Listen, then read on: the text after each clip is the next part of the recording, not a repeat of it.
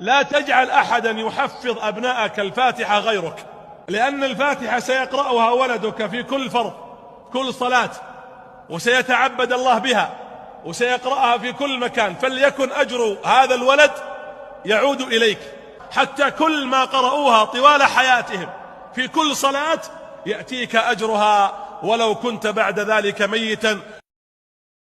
سبحان الله والحمد لله ولا إله إلا الله والله أكبر.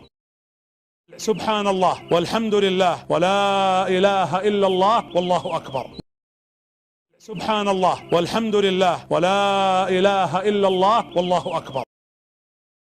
سبحان الله والحمد لله ولا إله إلا الله والله أكبر.